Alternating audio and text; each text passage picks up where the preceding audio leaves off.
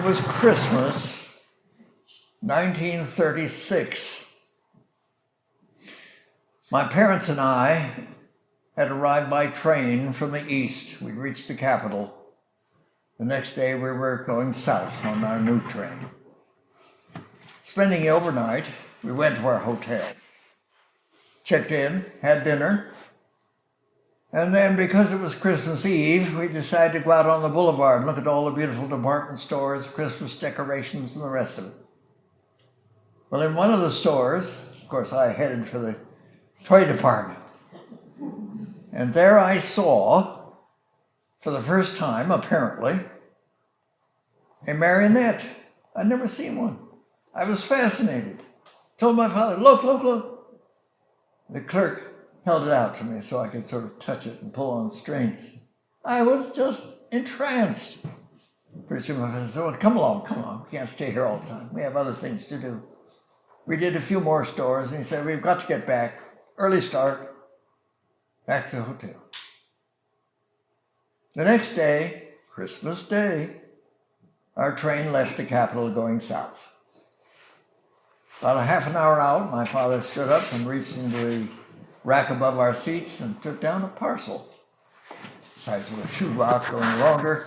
Beautiful bag. Oh, I opened it up, and there was the marionette.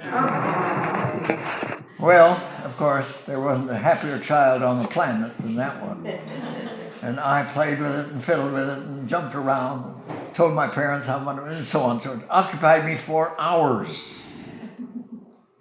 But many months would pass before we reached our permanent home in Southern California.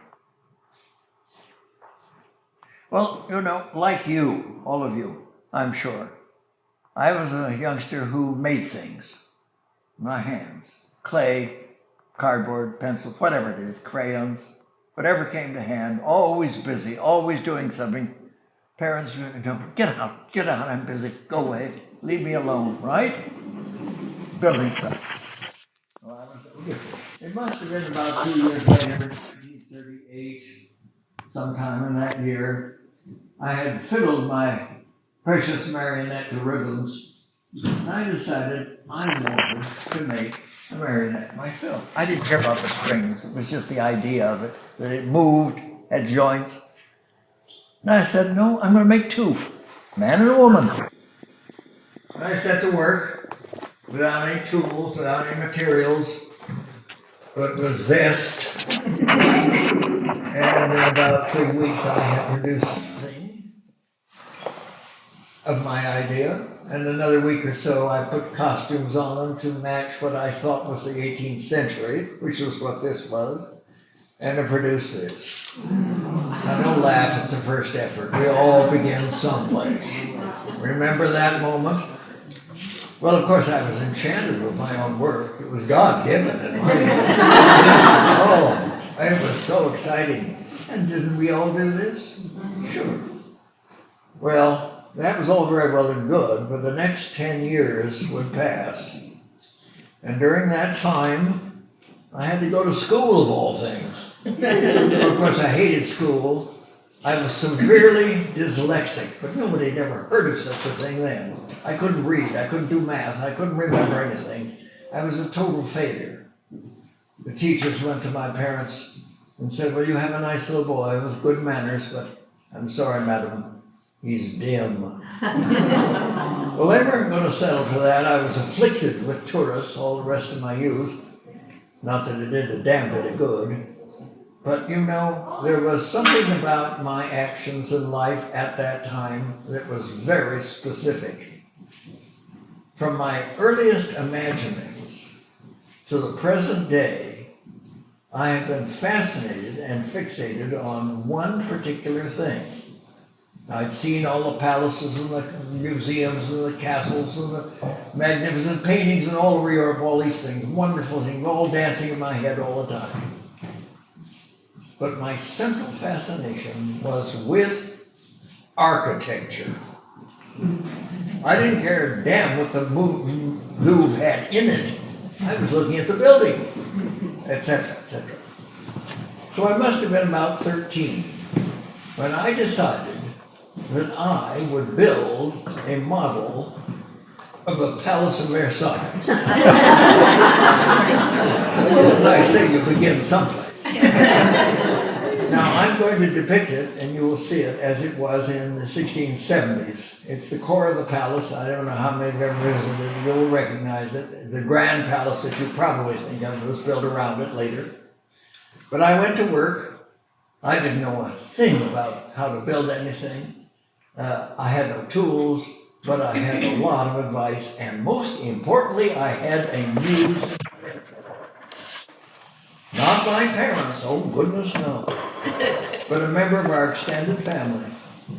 And they saw this 13-year-old youngster with a driving and passionate desire to do something specific. And they went to help me do it. Now, we had all kinds of help, and it took about 6 years to get to this point. But this is what resulted. You know, I did it with my own hands, but I had a lot of help. The walls, I suppose in dimension it was about 8 feet across and about 8 feet deep, and stood about 3 feet high, and the scale was generally 1/2 inch to the foot. The walls were poured concrete. The floors were marble. The roof was timbered with mahogany. All the plaster of white details were all cast in a hard stone and applied. But all the way through, we had to have advice. The whole plan, we had the architectural plans for Versailles. They're in the metric system. There's a little dyslexic boy figuring out. Well, the vendor, who was a phenomenon in math, was very helpful. But I didn't know how to do these things, and somebody said, well, here you cast the concrete, and so on. Well, the thing was eventually to that extent. It was never finished, like any house or building or whatever you want to call it. It was never finished, but that was the way it was. Now, it wasn't the only thing I was doing in my life.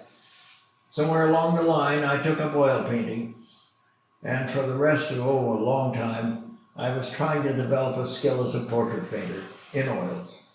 So that sort of drifted on through everything you're going to hear for quite a while. Also, when I was about 15, my mother, who was a frustrated performer, pushed me into a local production that she was producing, and I had my first experience on the stage. But I must also add, in middle school, I had an excellent drama teacher. So all of that was started. But the palace was most preeminent until I was 18 years old. And then I had to go away to university. Well, by some miracle, I was enrolled in the University of California at Santa Barbara. There was a beautiful little campus up above the mission then, which none of us appreciated. Not the great horrible plant out north of the city you know now. No, none of that. It was a lovely campus. And I was to study economics and philosophy and ancient Rome, all this stuff. I wasn't interested in any of it, failed in all of it, but I found the drama department, which wasn't supposed to be. So I got enmeshed in that and worked in scenic design and costume and all that sort of thing, did some acting. But finally, I graduated. Speaking of God-given miracles, yeah, I really mean it, I was so awful. But I did graduate in 1950 from the college, but I stayed on in Santa Barbara because I was already then involved in local theater downtown. In fact, here's a shot of us, 1950, there was the Barrel Theater. You're not familiar with any place, but anyway, Hollywood all came up with the young performers to do their tryouts at this theater. They bring the cast and a few crew members, and then they gather around the rest of us, local talent, to fill out the cast and do the crew work. And we were local talent at that time. It was the Heiress. You remember that one? All right, made a movie out of it, but this was a play. Very exciting. But the point of this is the next year, 1951, New Year's Day, I had something of an epiphany. All my friends were too drunk to play with. I had for weeks been working with the librarian at the Library of Santa Barbara there, downtown, helping to collate and catalog their picture collection. And of course it was filled with the pictures of palaces and museums and castles and royalty, and all this business was swirling around. It all came back, like a bad dinner. I had to do something, and I had brought home a photograph of a painting of a French king. And I decided I'm going to make a model of this figure. So again, I went to work. It's sort of shades of 38, but it was a long time from then. No tools, no materials, but, a determination. And I worked and struggled, and pretty soon I thought, well, no, he has to have a companion. So I added a companion figure to that. And it took a month at least to do all of what I tried to do. And that provided us with the first of what we call today the historical figures. And here they are. Yeah, I know. Well, they were beautiful personified to my innocent eyes, but it was like a disease. I couldn't stop. I was so taken up with making these figures. I started, and here's another one, Madame de Pompadour, Bordeaux. Here's another, Louis XIV.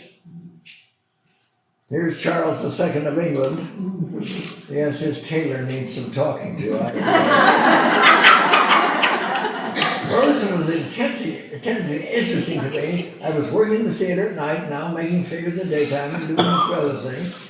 A friend of mine in the theater, Patricia Mayfield, saw the figures one day. I was showing them around a little bit. And she said, "Oh, you've got to have a show." Yeah, how does that work? Well, it just so happens that in Santa Barbara there was a magnificent small marionette theater, Geddes Martin Marionette Theater. They were well known in Central California, and they had an attendant with the theater. They had a gallery, and they showed the works of local artists in that gallery. So Mayfield got together with Geddes and Ralph Geddes and Francois Martin, the dearest people you could ever meet, generous, kind, and beautifully artistic. And I had my first show in their gallery of the figures. And that was pretty sweet. But in a flash, Miss Mayfield had the figures subsequently shown in Los Angeles on top of the showcases of Bullock's Wilshire department store. Now, you don't even know where it is, but it was the most fashionable and elegant department store in Southern California. That's a great one, yeah. And there it was on top of the hats and gloves in the jewelry department. I hope garnering appreciative looks, actually collecting out dust, but there they were. No sooner said than done that some location director from one of the studios, television studios in LA, sold them. And he and Mayfield got together, and pretty soon I was on television. Well, there I was, one of these awful morning programs that they used to have back in the 50s. Everything was so tacky. And they had these variety shows in the mornings. All of them, 4 or 5 stations would do these things. And there I sat between the woman with the python and the monkey that could type. Clutching my 3 figures, grinning at the camera. Well, all of that's very nice. And I was having a giddy life, that's true. But remember, my parents, remember them? Well, we didn't live anywhere near each other. There was no break. We were in contact, though. And they were worrying, after all I'd spent through my college years to get me someplace, and where was my career? And they were nagging, well, what are you going to do? What is your career direction? Well, I haven't the faintest idea. I was having too much fun. I never thought of it. But they, about later, they had already decided, or was trying to decide. First of all, they realized, well, he's too damn dumb to be a doctor or a lawyer, which was their first choice. So what about government? Now, don't laugh. Don't laugh. The diplomatic service. Right? Anybody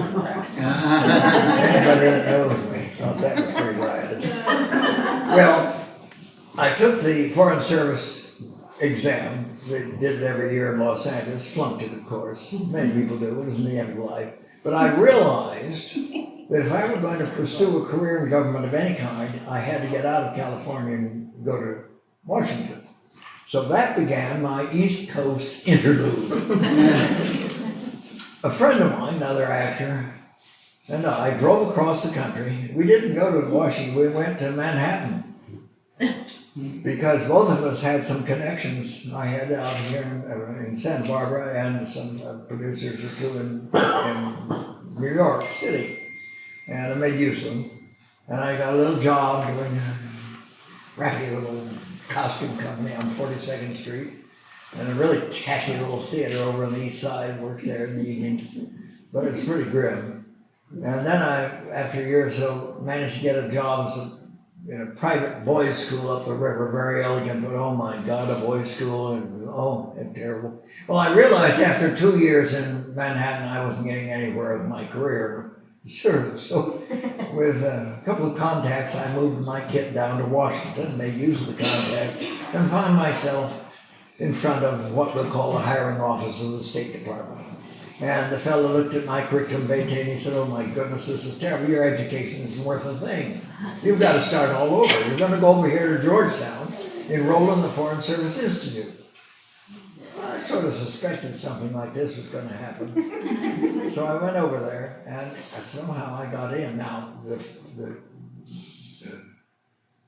what did I call it now? Georgetown University was probably the most prestigious of the many universities in Washington. It was run, owned, taught by, and overruled in every way by the Jesuit order. How many Catholic? I can't ask for Catholic vote anymore, but it is the most strict. Now, sorry about my English. It was the strictest, most elevated intellectual unit of all the various religious orders in the church. And I was going to go to school there. The demand on students was absolutely Byzantine. You had to study, you had to be dedicated, you had to be obedient. The courses were fascinating. The teachers were marvelous. I couldn't keep up. Dyslexia paralyzed me. I couldn't pass the test. I couldn't read fast enough. I had no memory. I flunked out in a year. And it crushed me. I have never been so low. Now, it's true that many college students go through this, and some of them commit suicide. I don't want to be melodramatic, but I fell to the bottom. I went out and bought a pistol. But, as you can see, I didn't follow through. So, we can end the story here. No. The trouble was, well, I took some night courses and did foreign service things, but I realized I wasn't going to get anywhere in the State Department. But the problem was I had to have an income. As long as I was in school, my parents gave me a little money. I was out of school. I had to get a job.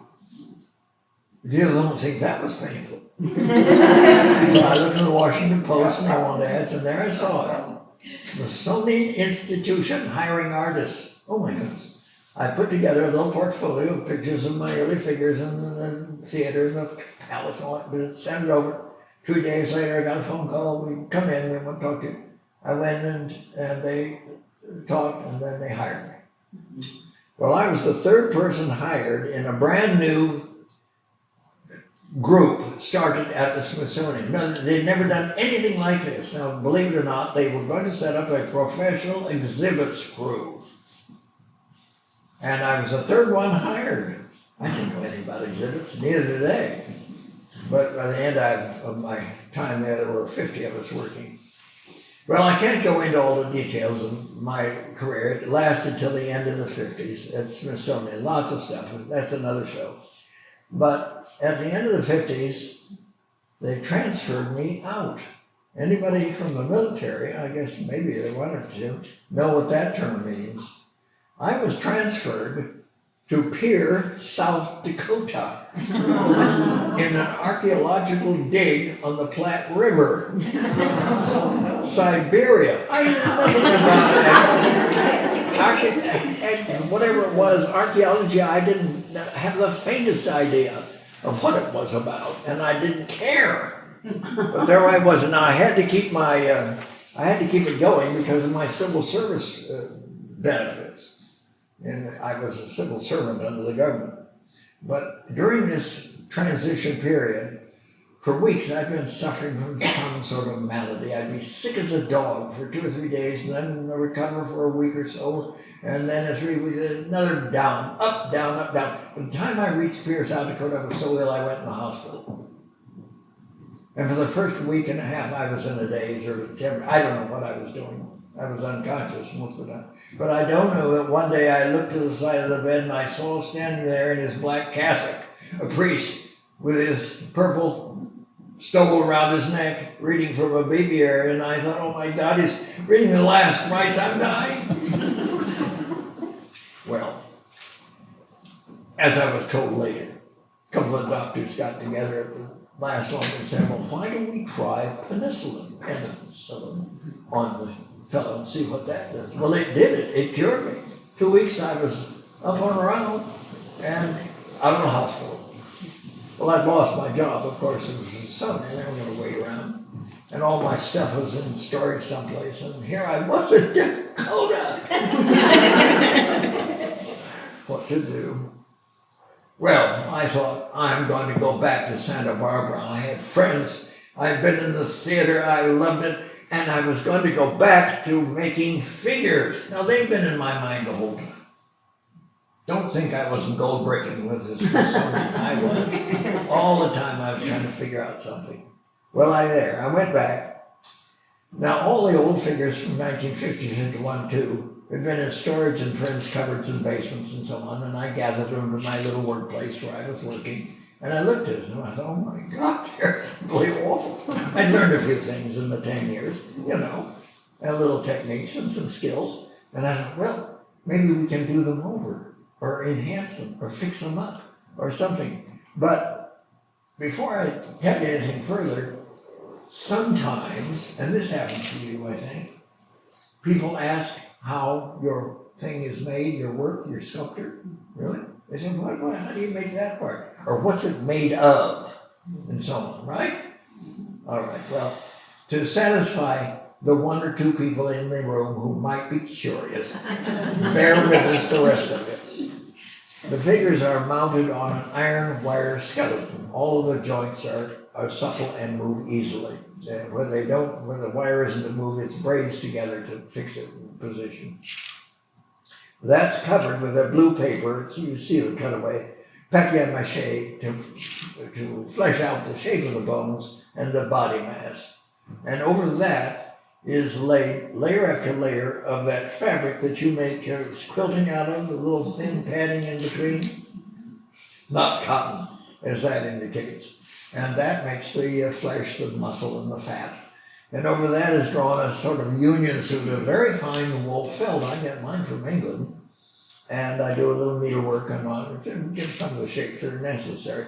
But remember, it's all very flexible and movable. I'm going to do a little dance for you, demonstrate. But notice the head. It's a skull. It's a very realistic skull. Yes, I make the skull. That's true. But everything's founded on the head by a skull. From the inside out, all you architects. All right, well, the heads are, first of all, I'm supposed to be a maker of ancient folk realistically portrayed. So they have to be as accurate as research will allow for the face. And I gather all my materials around me that I can, photographs and drawings and descriptions of whoever. And I make, first of all, in wax on a platen, a face mask, no ears, just the mask, the face, what you see there. And when I've got that as detailed as I can make it, I pour a very hard stone-like plaster over to make a mold. It looks like it's coming out at you, that trompe-l'oeil is going in. And do a little detailing with fine tools if you want to sharpen edges or something. But now with the cutaway, you see, over the skull, which you see at the back, I layer with the clay I'm using at the time, whatever it is, 3/16 inch layer, press it around the skull. And then that composition is pressed between the jaws of a vise and cranked shut in the mold. Follow? And that pushes the details into the mold, and when I withdraw that, the details of the head are in place on the face. Then the eyes are put in, they're glass eyes imported, and the ears are put on, and the hair is applied. The hair is Icelandic sheepskin on a scalp. I don't glue the hair on, and it has long, straight hair. Well, the final phase, of course, is the skin. Well, that I use an airbrush. I'm sure a lot of you use airbrush, and it's a concoction of my own of talc and mediums and dryers and moisteners and elasticizers and all kinds of things I mix together to go through the brush, and it's sprayed on layer after layer until I get a buildup that I want. It looks, I'm trying for a flesh-like appearance like we all are, and anyway, so that, what I've just said, and about 300 million other details make up the figure. Now, I said that I was unhappy with those early figures and I wanted to do some of them over. In the collection today, here we are 2000 and whatever, 15, 16, 18, and this was back in 1951 that I made some of these figures. The frames of some of them are still extant in the current figures because I've done the figures over so frequently to build them up to current, what do you call it when you're building a house? All that stuff. Yeah. Well, here's one that really took a lot of changes and is the most extreme case. This was a figure that I did, fourth or fifth figure. It's another one of Marie Antoinette. By the way, the first two were Marie Antoinette and Louis XVI. Did I mention that? Mm-hmm. All right, well, sorry. This is Vigie Lebrun did a painting of her in her court dress. I had a black and white photograph of the painting, and back in the 50s, the early 50s, I did this, and I thought it was pretty slick, but now I look at it and oh my God, doesn't look anything like the photograph. So I did it all over. Well, it had a little more harmony and sort of pretty and sort of cute, and I should have left it alone, but no. Then I realized, no, the silhouette was all wrong. It's a big, wide, oval thing. And so I redid it, part of what I was examining, and I had more information. The Tussauds Wax Company were in London were very helpful. They sent me casts of her face, and so I knew what she looked like, and so on, so that helped. But I wasn't quite there yet. And then I saw the actual painting for the first time in oils, not like my photo.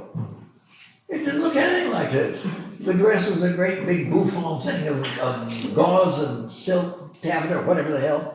And so off came the blue thingy, on came the new one. Well, that more or less looked like the portrait, give or take a few million things. But I was still working on the face and the hair. And that went through the last iteration. Now the face and the hair were more or less finished, and we didn't go any further than that. That's enough. There were 7 changes on this from that time to the 1990s. Well, I'm not going to go through all of them, just one more.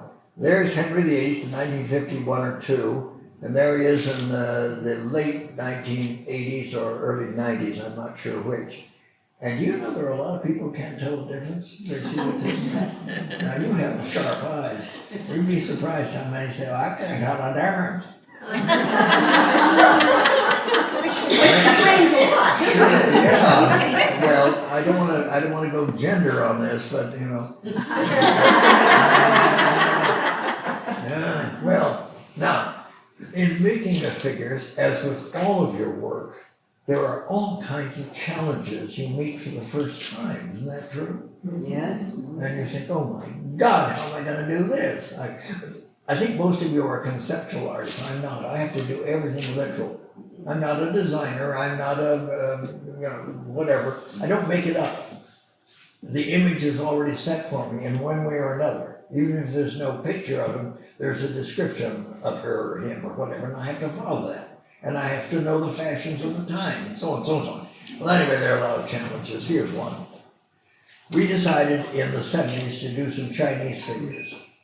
Actually, they're Manchu, but for the simplicity of it, they call them Chinese.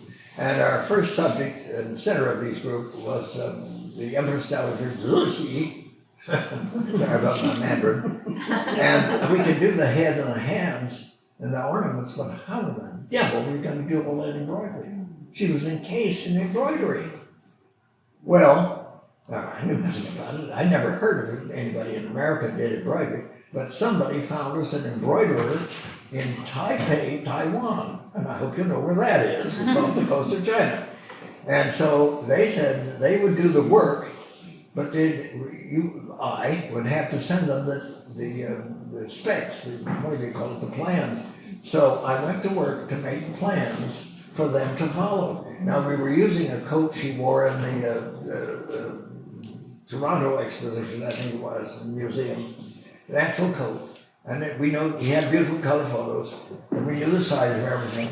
So that was the problem, but I had to draw it all out on paper, and I thought I was going to have to tell them where to put the needles, because I didn't know. So I drew all this out, all this stuff, and I didn't even trust them to put it on their silk. I sent the silk, embroidery.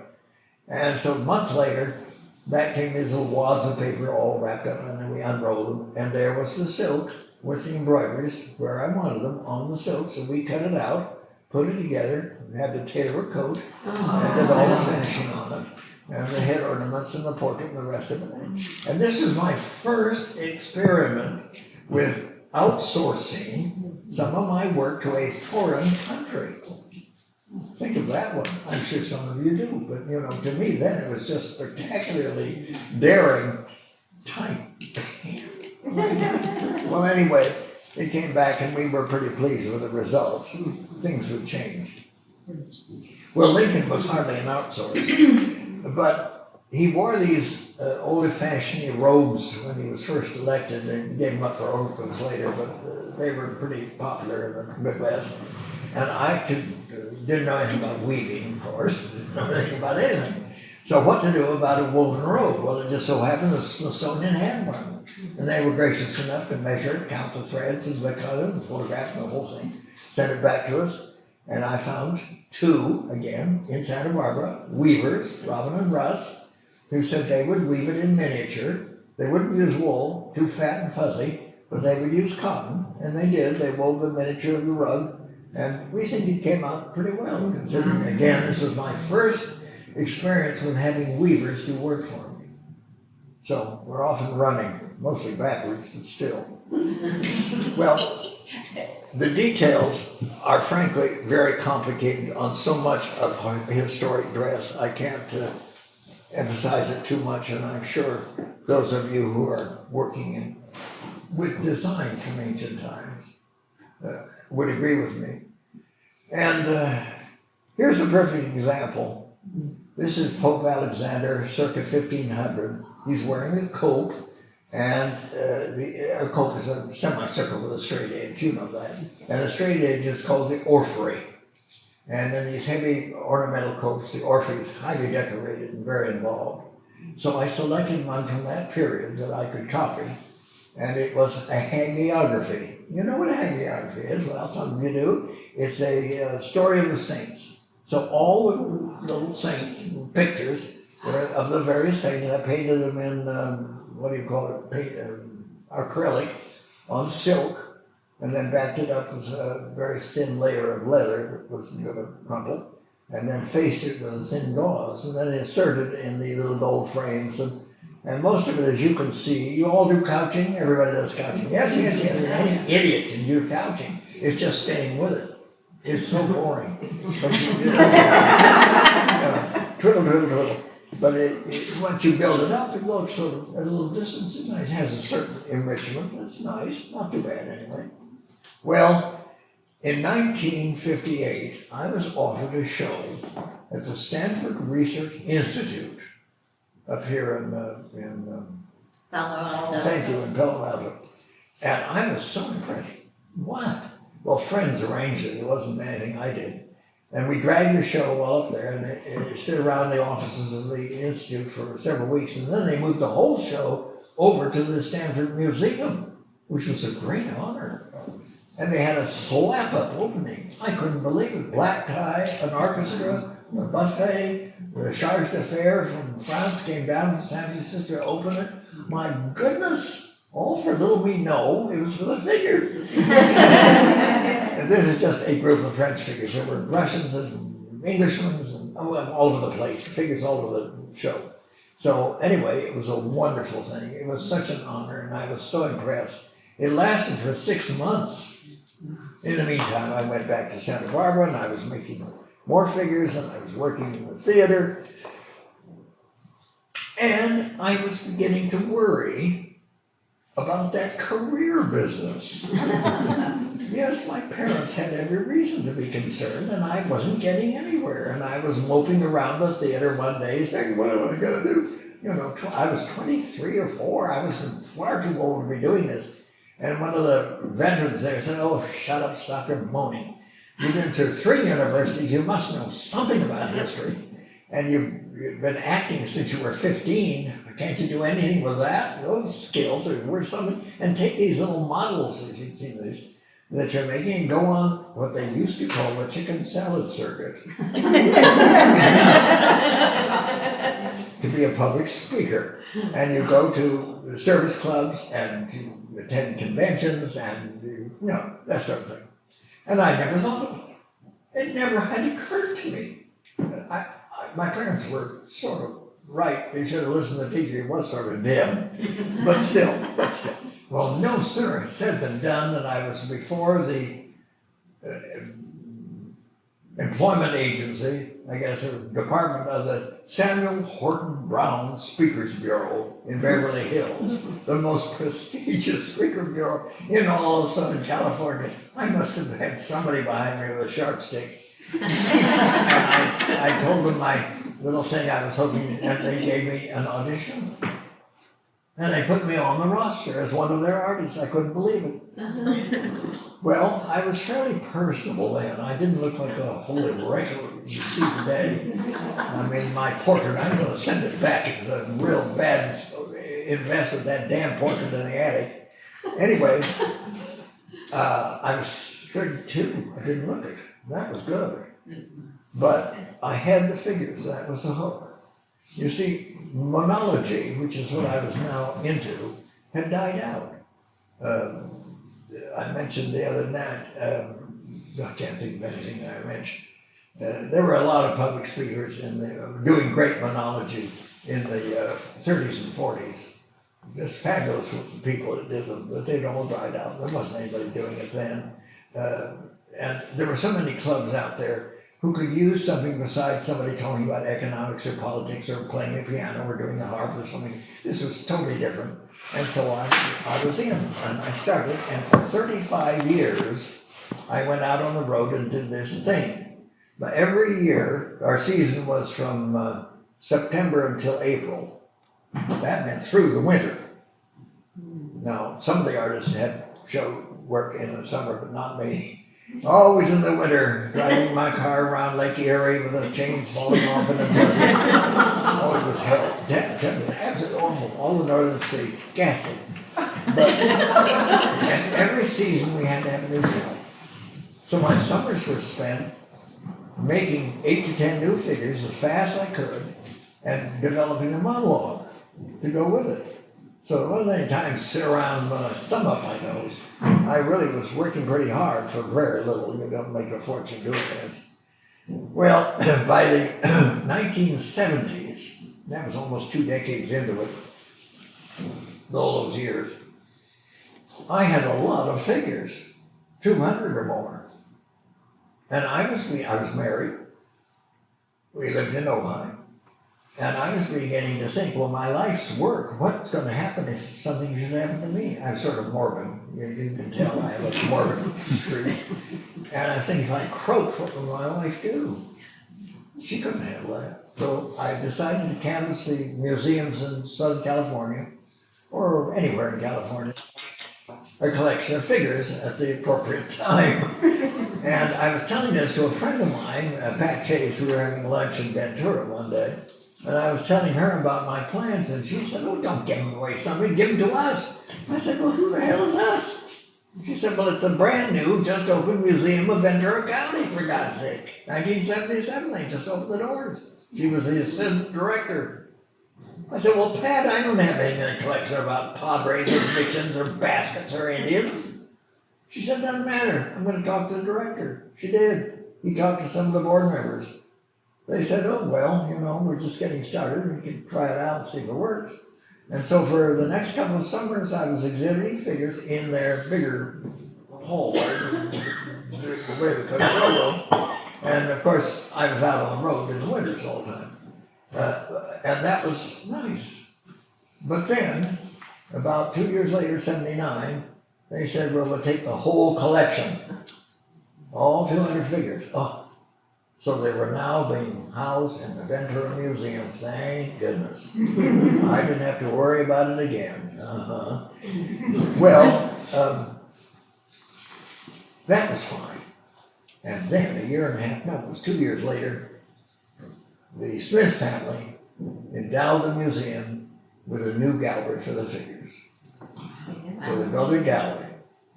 And the Smith Gallery now houses or shows the figures all year round, and we'll do in perpetuity until the seas rise or the bombs from Korea fall, one or the other.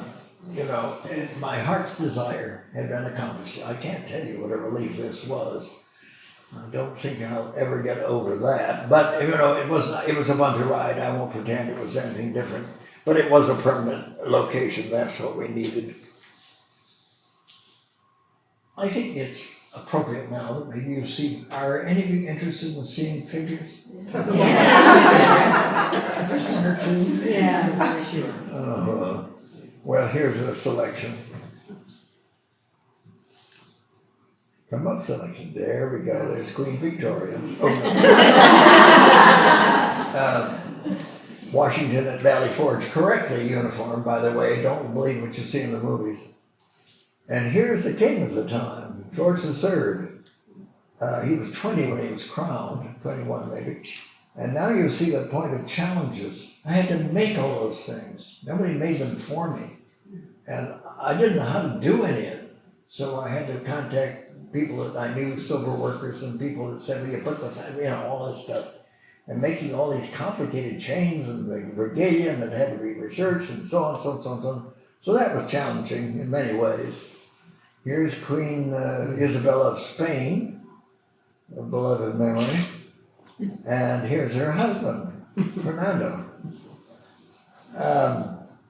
And now look, he's clothed in armor, head to toe. That's real metal. I didn't use cardboard. And if you think that wasn't an adventure, I'd never done that before. But he had to be armored, and so bang, crash, bam, it went up. And much of it through the window on times. It's very effective. And the sword hilt, and all that stuff.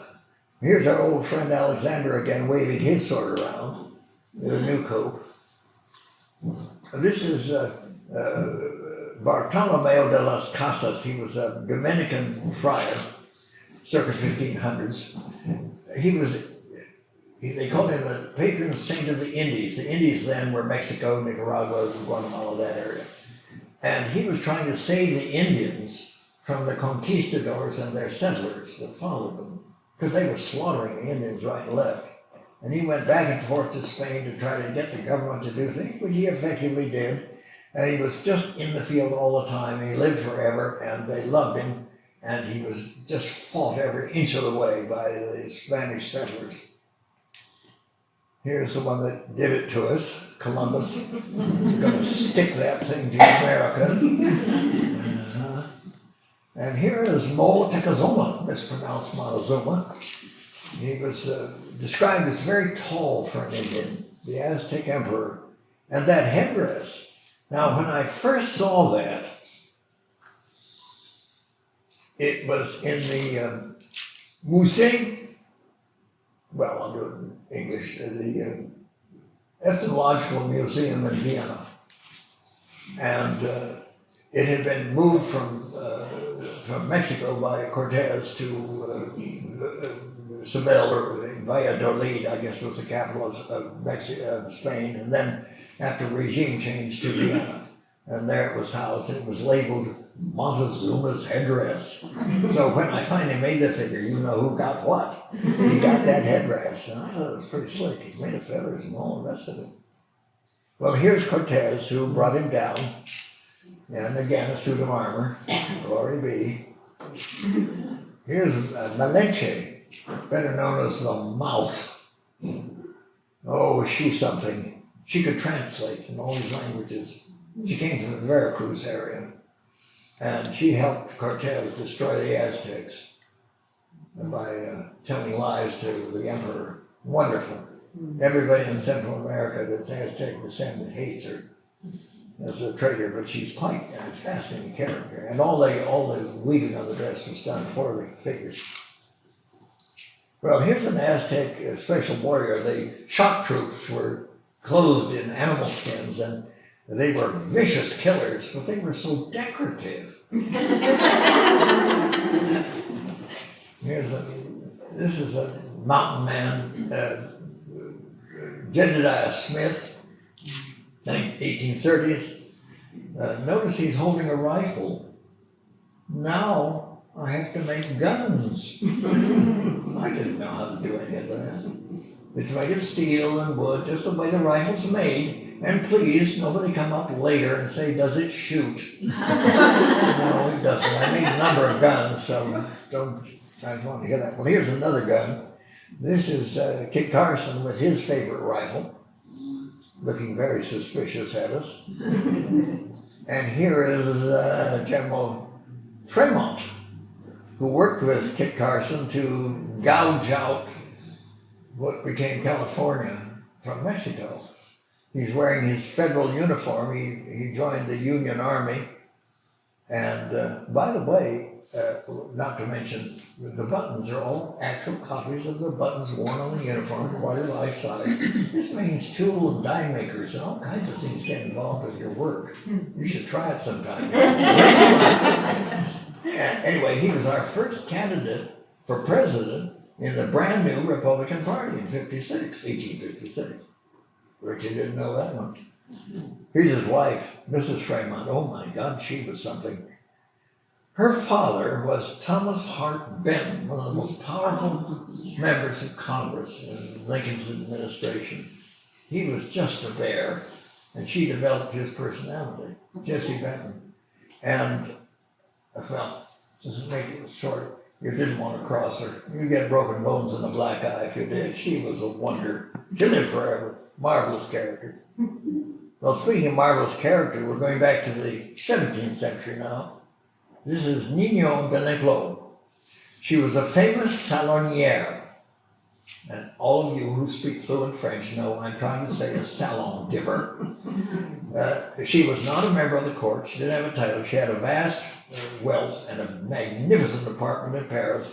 And she drew about her because of her personality, her knowledge, and sheer intelligence. She was just a fascinating person, a great beauty when she was young. And all the elite were dying to get into her salons to meet and make connections with other people of fame and, members of the court. And all these people went to her gatherings. She's shown here in her late 80s, just before the turn of the century, 1700. And there was a myth about her.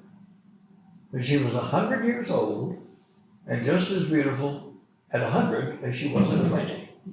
Well, that's nonsense, of course. She lived a couple of years into the 1700s.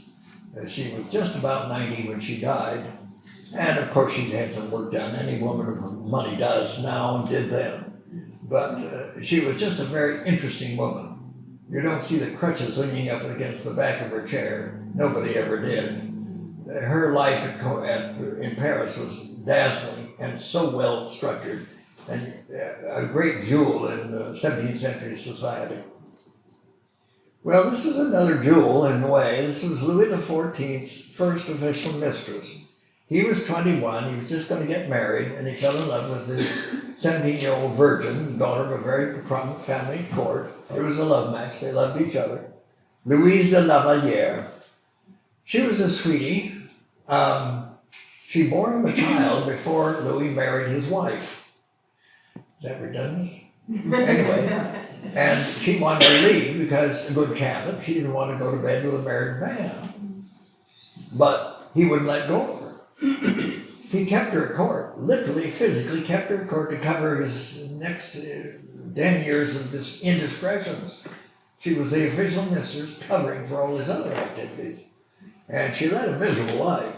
And she was a great favorite. Everybody loved Louise, but really a hard time. Interesting career. Well, this is Louis XV and his most famous mistress, Madame de Pompadour. He's serving her chocolate, and she's reclining, and I don't want to hear his smart remarks. She became an invalid because of tuberculosis in her midlife. And she was the most powerful woman at court, probably the most powerful person at court, except for the king. Thoroughly hated in every direction. The public hated her because the king was, in her toils, it would appear from the public point of view, the Hearst press, And at court they were all envious of her because she could command almost anything in the name of the king. Well, it was a fabulous life. She was a very able woman, and politics had a lot to do with her career. Well, here's the king of them all. This is Louis XIV, the grand monarch, the Sun King, watchful day. He built Versailles. He dominated European politics for a century with his wars of aggression and his vast palaces that everybody wanted to copy. And everybody was terrified of him or hated him or sucked up to him for the favors he was able to bestow. He was certainly the grandest thing ever on earth. And today, this very instant, you will find documents, papers, newspapers, articles, books, all over the world referring to Louis XIV as an icon of autocratic or absolute government. So there you go, a symbol for the ages. Well, I'm sure you recognize her as Elizabeth I. We did this figure from the Disney portrait of her, and it was first constructed in the 1960s. It looked like this, more or less. But by the 1990s, I guess it was, Kathy Henry, who works with me, has been for years, and I were examining the figure only to see the silk was shattering and stains from glue. The brooches were turning green, and that was ruining the fabric. So we stripped it all off, threw everything away except the body and the underwear and the head and the hands, and started all over. So everything is now fresh silk, beautiful fabric, nothing but the best that we can find. And all the brooches are sterling silver, cast in silver, and gold-plated with stones and so on. And there are 4 or 5 designs of brooches throughout the garment. It took us over a year to do the reconstruction. Well, this is Queen Charlotte. She was the consort queen of George III. You saw him with a crown to begin with. Please notice the underskirt, the embroidery. By now, we had found, I don't know how many of you are familiar with embroidery, but I'll help if you're wondering. The Suzhou embroidery works in China. Now, for centuries, family, year after generation, have done the embroidery for the imperial family, and all of the embroidery is all done there in Suzhou. That's east of Beijing and north of Shanghai, toward the north. And we had a connection, a firm that would do embroidery for us. They'd done a lot already, and I sent them this. Now, this is not Chinese patterns.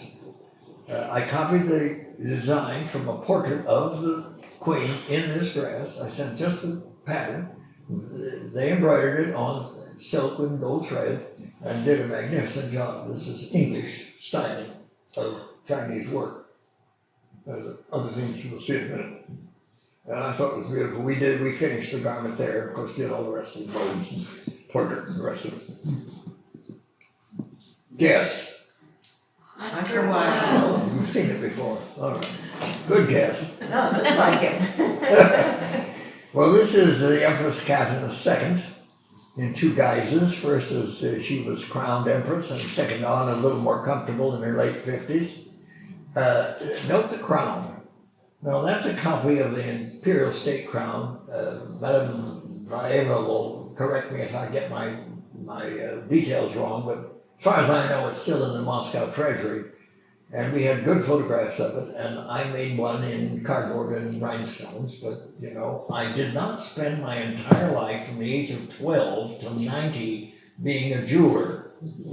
I do jewelry, but nothing as complicated as I needed. So we found a firm in San Francisco who had all their work done in Bangkok, Thailand.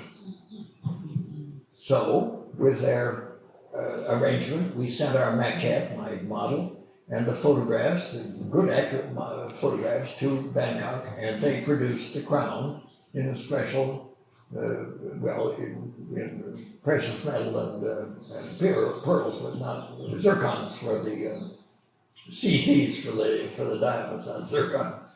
And it came out beautifully. We're very pleased. It made a magnificent finial for the figure. And of course, Catherine in her 50s, still a handsome woman, but something to behold. Well, this unfortunate person is Nicholas II and his son, Tsarevich Alexis, just minutes before they were murdered in Ekaterinburg. It was part of a group. I'll explain all that later. This is the Empress, his husband, the boy's mother, at a happier time, 2005 photographs of her. Well, the imperial court, for the ladies of the imperial court, they dressed on a special occasion with vast, elaborate gowns. And this photographs the Queen, the way she dressed in her gown. I remember when we were doing this, I had two gals working with me, one on either side during the night, on a long table. We had pieces of the fabric. We were all beavering away, making all this god-awful embroidery on it, trying to finish it and put it together. And it looked pretty good. I thought we came out all right. But then back in the 90s, or up in the 90s, or forward in the 90s, Miss Henry and I said, oh my God, look, it's turning black. Here we got a spot here, the beads are wrong. Oh my God, the pearls are laminating. So we took it all apart, took the gown all apart, spread it all out, cleaned it, picked off all the bad stuff, and replaced it with fresh metal and all the rest of it to replace the bad. And that looks pretty good now. Well, the tiara, which is most interesting to you, again, my effort was a flop, so back to Bangkok we went, and they produced this exquisite piece of jewelry, which is a copy of the coronet in the photograph, of real pearls and precious metal. I think they did a beautiful job. Well, back to China. Now, this embroidery, as I say, the first piece you saw was done in Taipei. We did the two at the same time. And I thought it came out very well. We did a lot of work on it here and finished it here. This is the Empress Xianfeng, circa 1861, and the imperial court costume, court dress, it's the uniform, as they say. Well, here's his favorite concubine, Rihu Nala. And now this work was done in Suzhou 30 years later. Oh, I think it was done about 8 years ago. And you didn't tell them anything except the name of the character. They knew their history, what age she was, and what we were supposed to be doing. So that's all I said. Ding.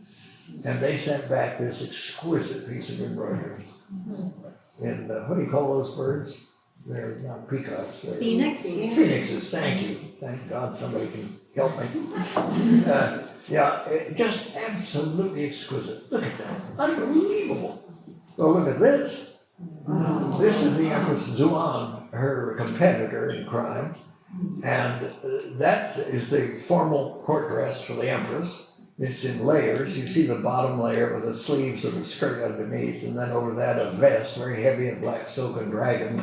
Then a little cape on top of that, hung with rosaries, those are not beads, they're rosaries, and crowned with the 9 phoenixes with pearls and gold, and very elaborate. And I can't tell you what I think of that embroidery. Now, remember, the Suzhou people are doing embroidery full scale for the likes of us. But now they were doing it quarter life size. Gee whiz, go away. And every bit of it had to be reduced. Their embroidery had to be reduced to quarter life size scale. And they did it. And it will hold up as well against anything in the 18th century. The Shenlong period, in case of you are cinephiles, is the greatest period, 18th century, of Chinese art and culture. And they will hold up against that, believe me. The figures done by the Suzhou embroiderers are absolutely priceless. Not because of anything I did, but because of that embroidery. God, that's so wonderful. When did we do the diamond show? How many years ago? 5 years ago. 5 years ago.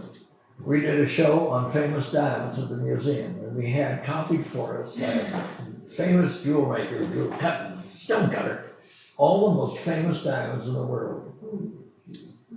Life size. Then he cut a whole set, quarter life size. And we had figures holding or wearing or using these diamonds if they owned them or had any connection to them. This is Shah Jahan, who built the Taj Mahal, by the way, in 1600 something or other, holding up his favorite diamond. Here's another one from the show, sporting her famous diamond.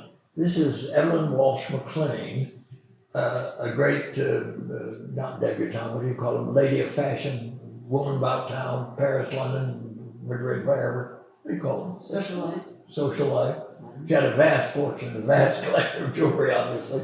And she was the last one to actually wear or own the Hope diamond. And she wore it all the time. I don't mean in bed, but you know. And so to have it done, we had it cut. In fact, this stone was cut in Bangkok to exactly duplicate the Hope diamond quarter life size. And surrounded with brilliants. And of course, we hung it on a chain and did the rest of her jewelry in her costume. This is 1911. She was a tiny woman with a huge fortune and quite a character. And when she passed away, of course, all her jewelry was distributed. But the Hope diamond ended up in the Smithsonian Institution, of all places, where you can see it today.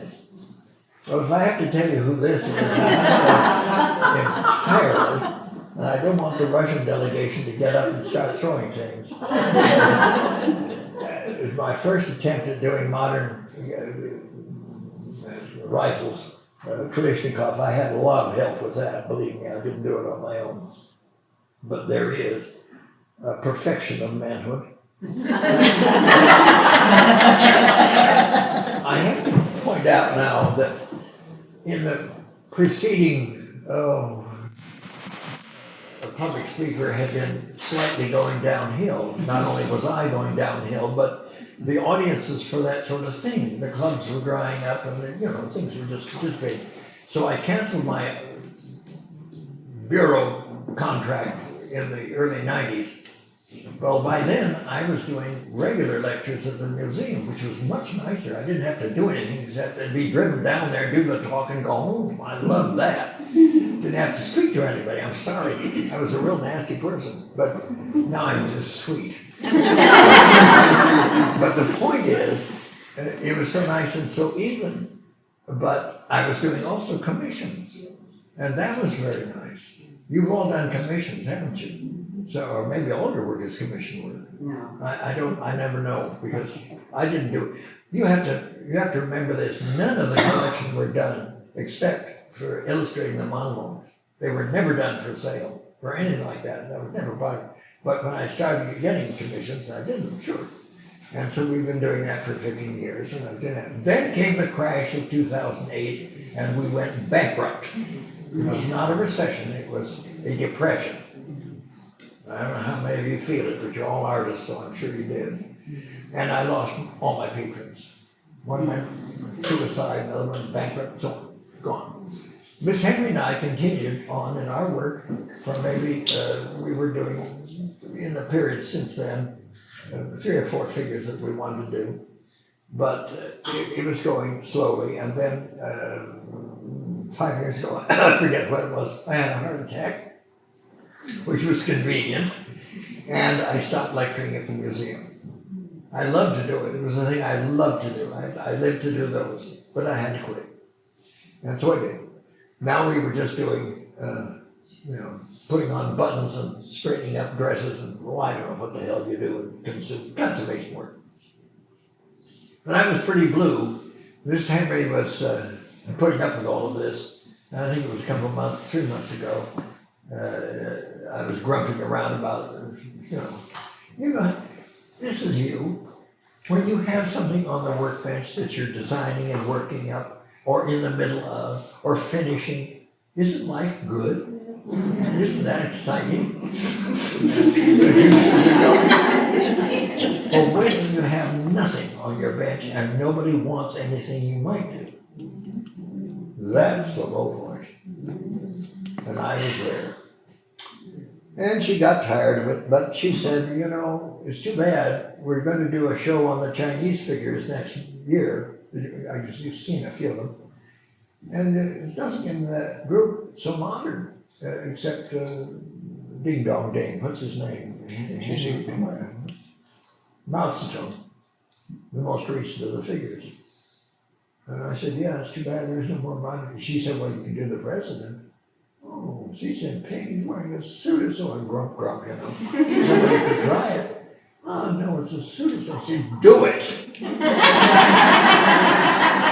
I don't know whether she was just sick and tired of hearing me grunt or was trying to keep me from jumping out the window. But we started and we labored over this damn thing. I knew it would be a nightmare. I don't know how many of you have done tailoring on modern men's suits, but it's just as hard to do the full as the, oh my, we had to do it 3 times over. And finally we ended up 4 weeks ago with this.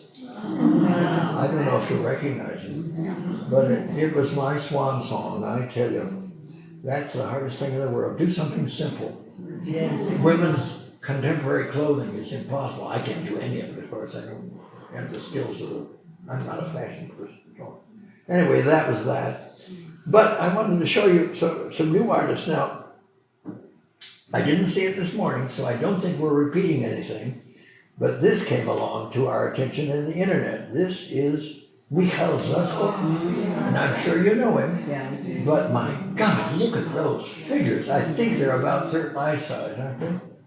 You know? How big are they, Tatiana? Well, about third life size. It would be over 20, maybe 24 inches.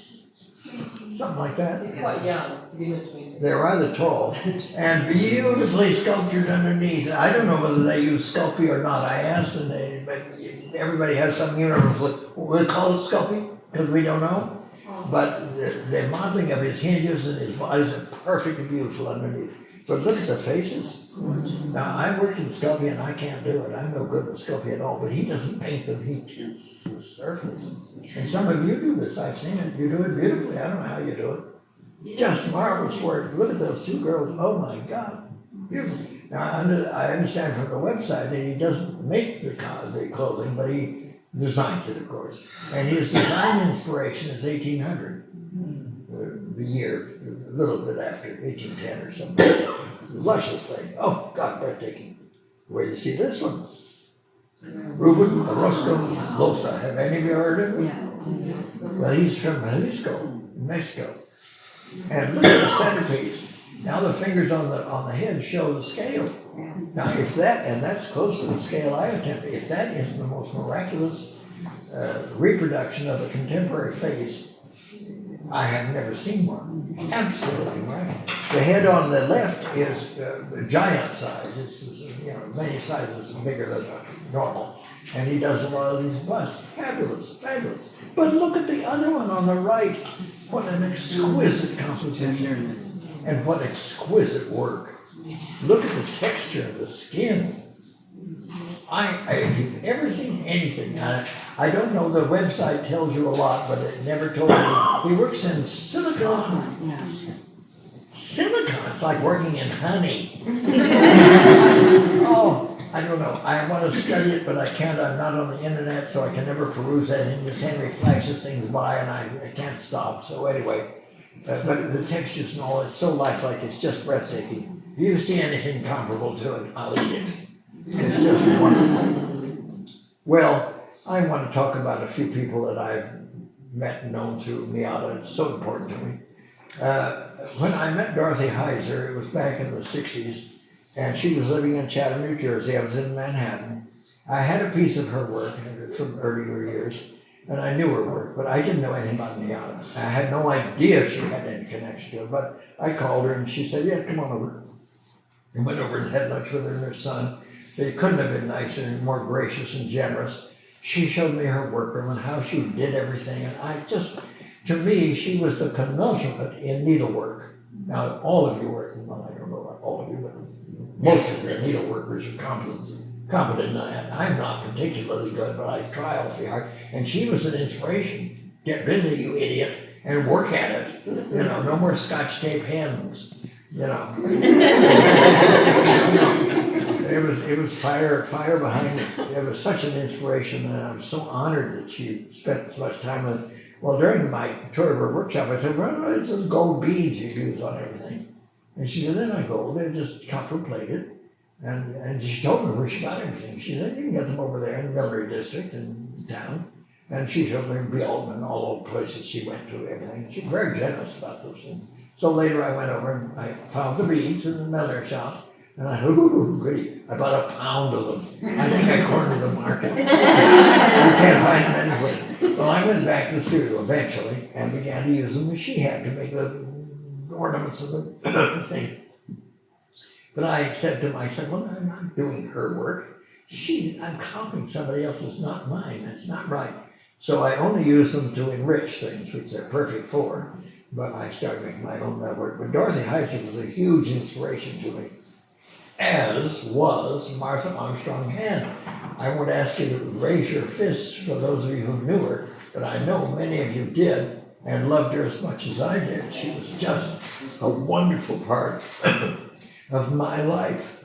I came in contact with her when Mrs. Hand wrote and asked me if I'd speak to her club. Well, yes, that's what I did for a living.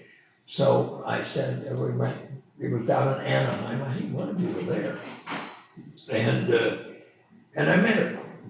I didn't know what the club was. I still didn't know, and I'd done it, but I met her. That was the point. We became acquainted. Our acquaintance developed, obviously. It became very warm and close. And over the years, she became an enormous part of my life. She pushed me into NIADA. They never would have touched me if she hadn't been behind me with, take him, he's an old decrepit fool, but you'll love him. And so we began to do the conventions together, and that was a joy.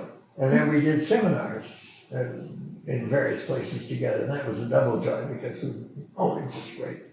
And of course I saw her work, and it was an honor to sit beside her on occasion and work her intensely complicated little hinge systems while she made these beautiful porcelain figurines of children. Of course, she was a brilliantly trained German artist. With that kind of background, you can't go wrong. It's just, And so she was so important, and I'm sure we all miss her terribly. You know how generous and loving and welcoming she was to everybody. Yeah, a great lady. Well, Robert McKinney was certainly a great artist, no question. You are right to honor him today during your convention. I never got to know him very well, but I was so impressed with his work. He was such a great modeler. We're all modelers, by the way. We're not sculptors unless you're doing it in stone or marble, but we call ourselves sculptors. It's easier. And his sculptures were so exquisitely evocative. What I saw then, now it may have been, but he died so short after that, and I don't know what he could have done. Probably amazing things. And I don't remember a lot of color in his work. They were monochromes that I remember most. Sculptural monochrome, beautiful done. Anybody that can model beautifully has my vote. And he was a brilliant modeler. And I'm sure his existing works, wherever they are, if they can be preserved, will be something we will all look up to as a penultimate to attain. Great artist, as is Lisa Lichtenfeld. Now, when I met her at convention, I was introduced to her work by somebody else walking around with me, and I said, well, what the hell is this? And the person said, it's soft sculpture. I said, soft sculpture? What the hell is soft sculpture? And of course I found out, I just saw her video, I read her book, I heard her speak, and she's one of the best speakers I've ever heard. She can make her living doing it if she just forget the rest of it. Her work was so incredible. The vast scope of it, from small figures to life-size figures, to fantasy, to realism. Her textures were exquisite, her taste was exquisite, her concepts were exquisite. I shouldn't say were, because I'm talking about what I saw and what's in the book. And I'm sure she's had some hard times. You know, even though I never got to know her very well personally, I got to know her husband. And he and I corresponded for 10 years until he died. So I sort of kept in touch with what was going on that way, which was great, because I think the world over. She came the closest, in my humble opinion, to genius that I ever encountered in this milieu. Well, Edmund Carroll Day, I don't know how any of you ever heard of him. Maybe he was a member where, maybe not, and he heard his part just before he died. I don't know. It's sad, he died young. I think he's from Eastern Syria, wasn't he? I think he's Turkish. Well, isn't that Eastern Syria, for Christ's sake?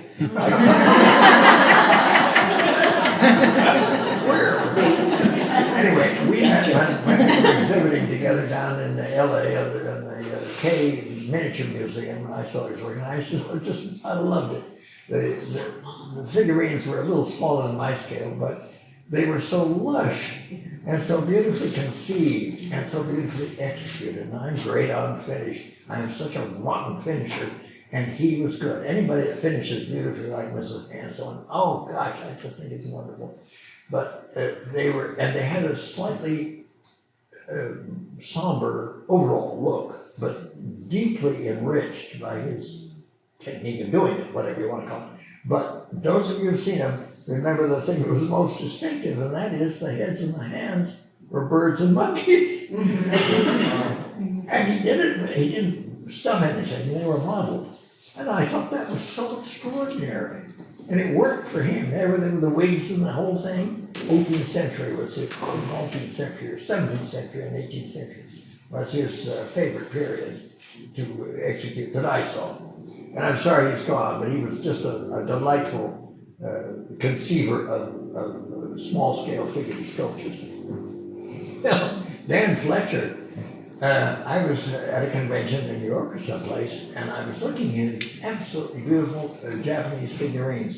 I couldn't believe how anybody could do this fine work in twisting the fabrics. I said, gee, how do you get your silk so fine with these patterns? And he said, it isn't silk, it's paper.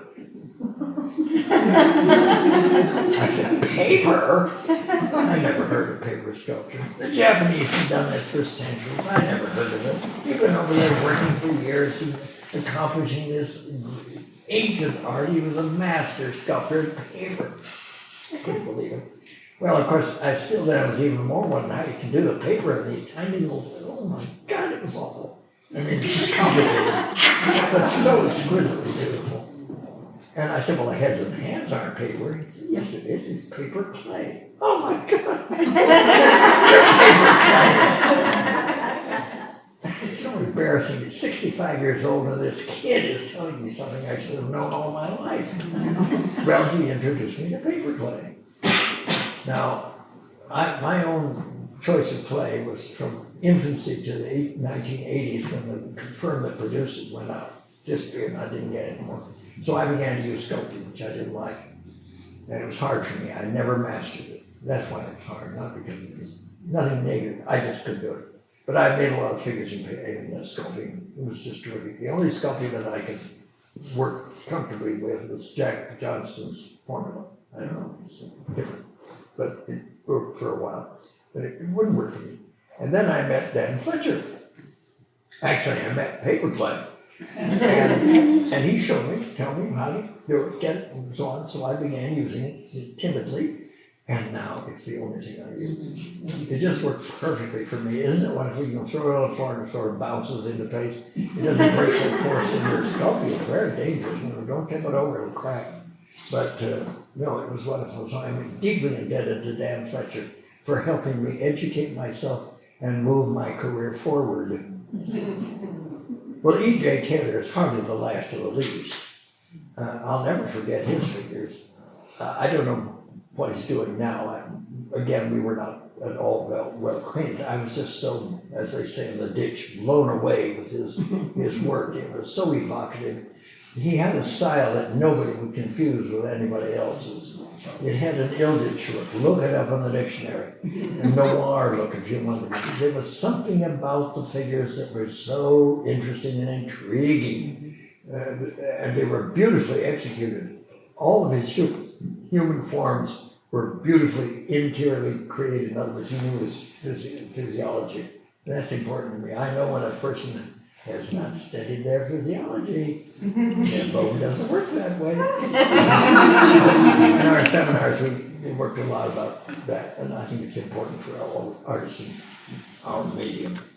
Anyway, E.J. Tedder's work and his draperies, everything worked with him. He had such a finesse with everything. It just was marvelous stuff. I've never forgotten it.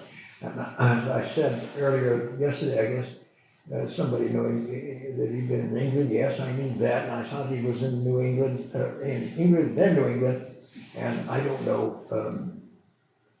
I hope he's in good health.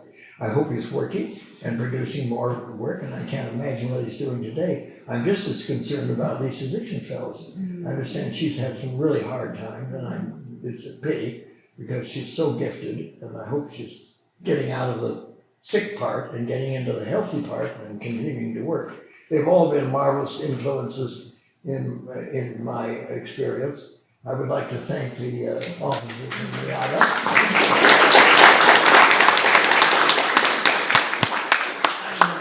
Ein Momentum, meine Herren and Damen. I was grateful to the officers to invite me here. It's an honor and a privilege. I also want to mention that my longtime business partner, Mr. Becker, is sitting beside me, keeping me afloat. And he has, for your inspection and election, a book of photographs of the figures done by our favorite photographer, Peter Dupree, and available to you if you will contact him. He's not going anywhere.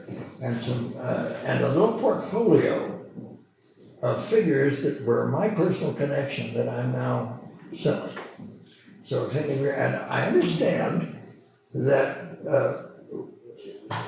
Diana Rue, a member of this organization, has actually purchased one. What an honor to have a member of the organization actually possess one of the historical figures.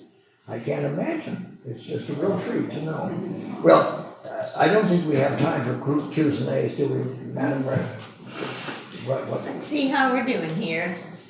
Probably not. We have about 10 minutes before lunchtime. Well, I don't know that any of these people care to hear about the questions and answers, and anybody does, this is your big moment to embarrass me. Any questions? No. I just have a comment Uh-oh. that your website is wonderful. And you can sit for hours looking at these beautiful figures, and they're all categorized. So take a few Thank you minutes for or an that. hour or three Mr. and take a look at it. Becker is our website It's wonderful. manager, and you owe him, whatever, he gets the credit.